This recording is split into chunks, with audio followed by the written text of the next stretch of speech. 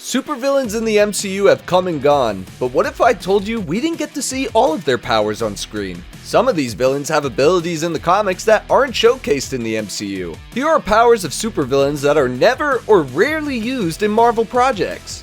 We're going to hit the ground running and talk about Thanos. The Mad Titan has incredible strength, durability, and healing powers. When you give him the Infinity Gauntlet, he is one mean purple machine. But Thanos does contain powers that aren't shown in the MCU. For instance, the Titan can fly. In Marvel Comics, Thanos went up in a fight against Star-Lord and started to fly without his Space Throne and the Infinity Gauntlet. I imagine that this would make him incredibly hard to beat in the MCU, but I mean, come on! Not only that, but Thanos also uses magic in the comics. I know, what can he do? He has knowledge of ancient mystic lore and can even manipulate matter and energy. He once turned a scroll into stone and cursed Deadpool with immortality so he couldn't be with death. Needless to say, there was a lot more to Thanos in the MCU during the Infinity Saga, but clearly Marvel Studios didn't want to make him too OP.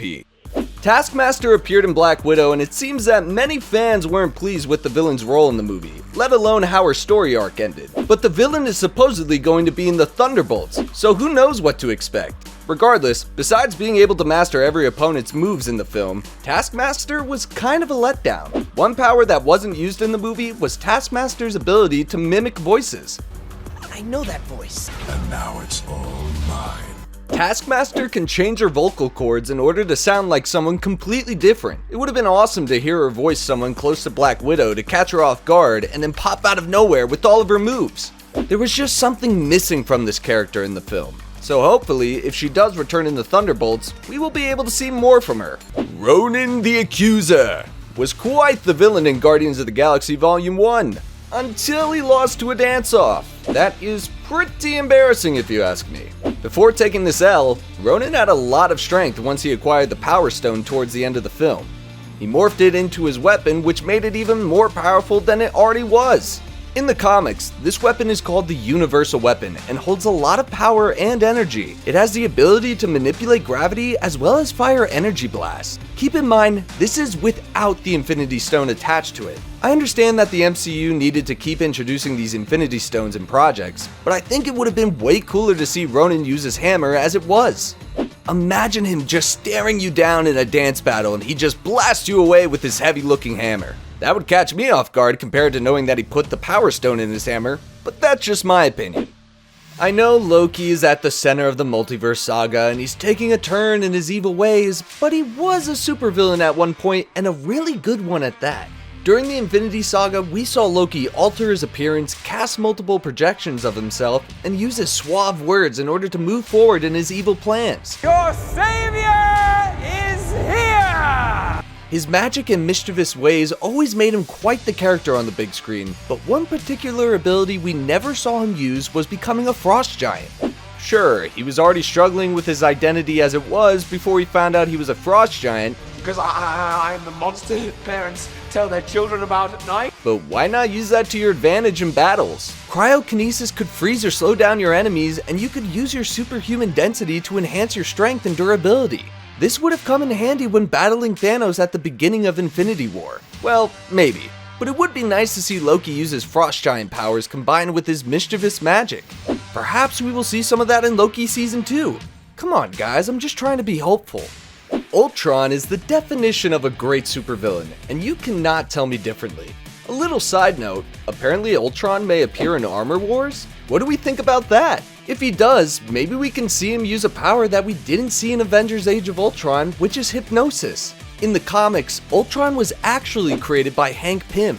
It took him a while to remember that he did because Ultron hypnotized Hank Pym once he became self-aware of what he was. Ultron also used mind control on Jarvis to make the Avengers believe that Jarvis was the villain instead of him. It stinks that we didn't get to see this back in the second Avengers film, but I am crossing my fingers for his appearance in Armor Wars so that we can see these powers.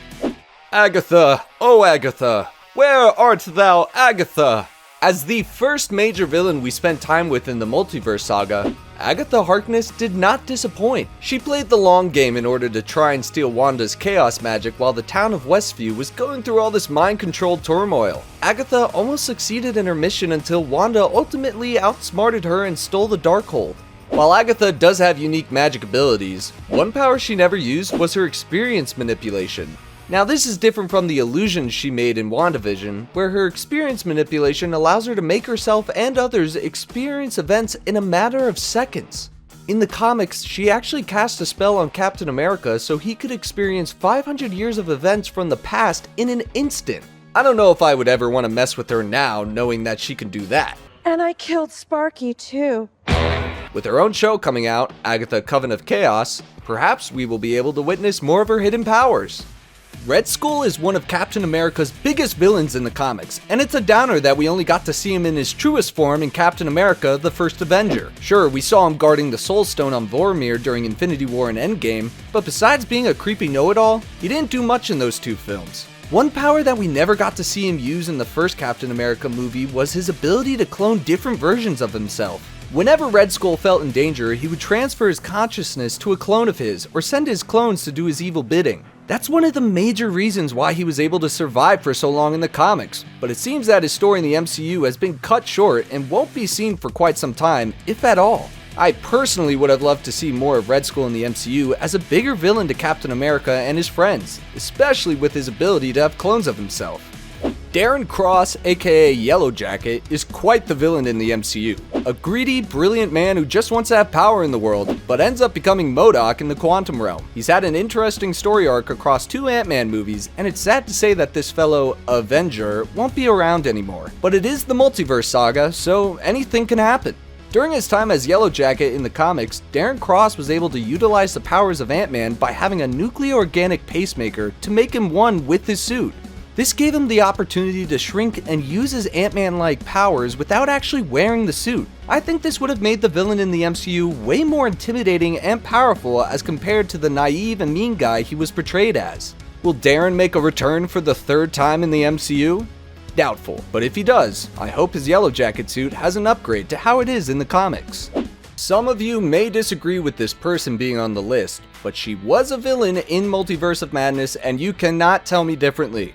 Scarlet Witch is one of the most iconic characters in the MCU, especially after kicking off the multiverse saga by starring in WandaVision. She's clearly going through things that put her down a dark path, which led to certain events in Phase 4, but that doesn't mean she wasn't evil during that time. One of my favorite powers of the Scarlet Witch is her nightmare-inducing ability. Now, we did witness this ability in Avengers Age of Ultron when she appeared in the MCU, but we have not seen this power since then. Sure, she's used other cool abilities, but I would be using this non-stop in order to reach my goal and win a battle. Her nightmare-inducing ability puts her foes into a dreamlike sequence that drives them crazy, to put it lightly. If she's able to do this, why doesn't she do that more? I get that she's intimidating as the Scarlet Witch, but why not use that power to make you even scarier? I will admit, it's disappointing that she hasn't used it since the Infinity Saga. It's a strong and unique power that makes her who she is as the Scarlet Witch. Kevin Feige, this is my formal request to make that happen. Though he only appeared in the MCU due to a multiversal event, Doc Ock has every right to be on this list as much as the previous 9 villains. A brilliant man who was corrupted by his own creation, Otto is one of a kind, and one of the best villains seen on the big screen in my opinion. While most of his powers come from his tentacles infused into him, there is one that has never been seen, and that's his ability to create high-speed winds. His tentacles allow him to create up to 50-mile-per-hour winds, and I'm surprised that this was never portrayed in Spider-Man 2 or No Way Home.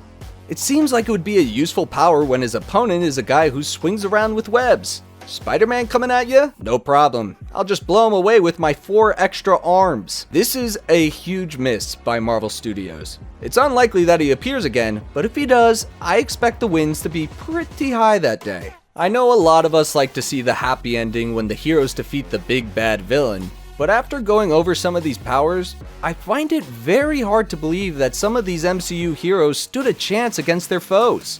What do you think about these hidden abilities? Let us know in the comments below and share any secret powers we might have missed.